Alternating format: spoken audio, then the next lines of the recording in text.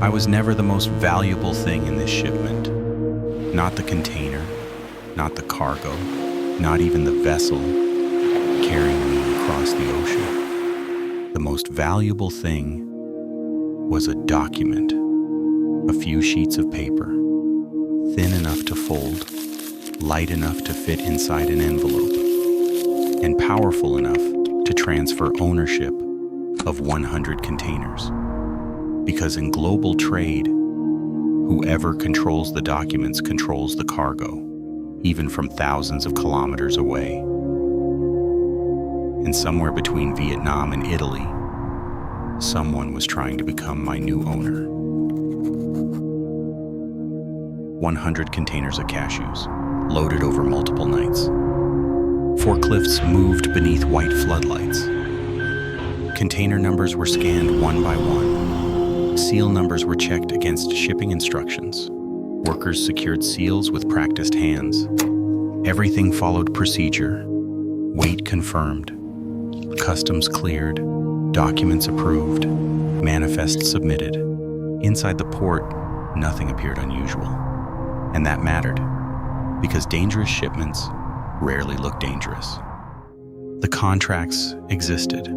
The companies existed. The email conversation stretched back for weeks. Everything appeared legitimate enough to move forward. And in shipping, legitimate enough is often all the system requires. One by one, the containers disappeared into the terminal yard. Steel stacked on steel, waiting for departure. No one inside the port realized that the most vulnerable part of the shipment was not the cargo itself. It was the paperwork already beginning its own journey. Inside the container, I believed steel protected me. But steel was never the real lock. Ownership does not travel inside the cargo, it travels through paperwork. Bill of lading, 3 words. That was all. A document capable of controlling millions of dollars in cargo without ever touching the ocean. Who owned the cargo? Who could claim it? Who could release it from the port? All of it depended on paper. I never saw the document myself. Containers never do. We only feel its effects. A stamp, a signature, a release instruction. Somewhere far away, people I would never meet were deciding who owned me. Legally. That was the strange part. No one needed to steal the cargo physically. If someone controlled the paperwork, they could control everything. The vessel left Vietnam, quietly. No alarms, no delays, no storms. Schedules updated normally. Tracking systems refreshed automatically. Estimated arrival dates remained unchanged. To the outside world, the shipment looked healthy. And somewhere behind me, Vietnam slowly disappeared. Somewhere ahead, Italy waited. Meanwhile, something else was moving too. Not containers. Documents. Original bills of lading. Courier envelopes crossing borders overnight. Emails forwarded between offices.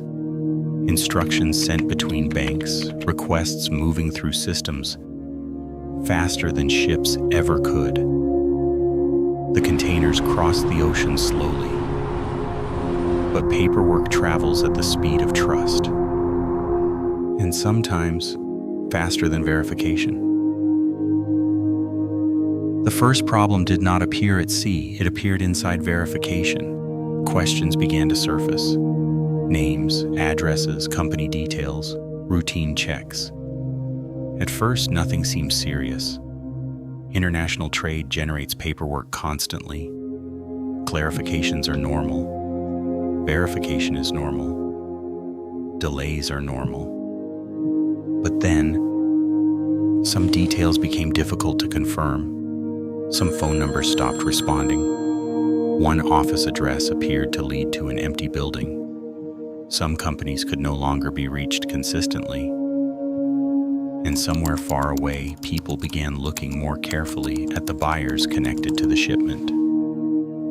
For the first time, uncertainty entered the process. Not uncertainty about the cargo, uncertainty about ownership. And in international trade, those are not the same thing. The strange thing about systems is that they continue operating even while something is wrong. The vessel kept moving. Port schedules remained active.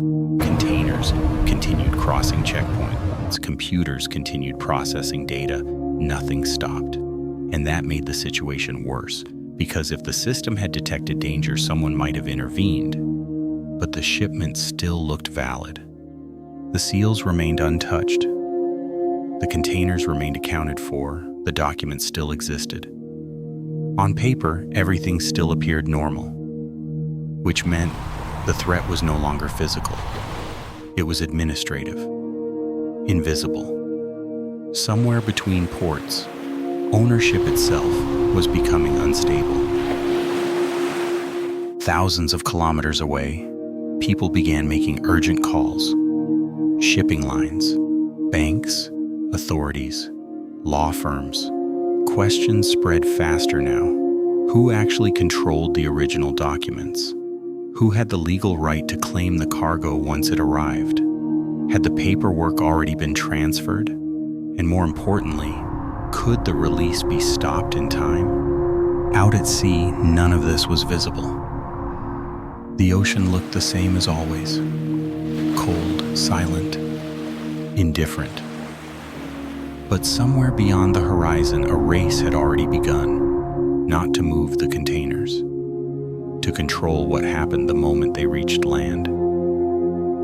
Italy was getting closer. Ports appeared on navigation systems. Arrival windows narrowed. Schedules became more precise. Normally, this is the safest part of the journey. The destination is near. The route is complete. But for the first time, arrival no longer felt safe. Because once the vessel docked, someone would eventually present the documents. Someone would request release. And the port system would need to decide who legally owned us. The containers were still sealed, still untouched, still exactly where they were supposed to be. And yet, for the first time since leaving Vietnam, I was no longer certain who I belonged to. No one had broken into the containers. No one had cut the seals. No one had hijacked the vessel. Everything still appeared normal. And somewhere inside that normality, 100 containers were drifting toward Italy, while more than one party prepared to claim ownership of the same shipment. Because by the time the vessel arrived, the real battle was no longer about the cargo. It was about the documents. And in global trade, documents are power.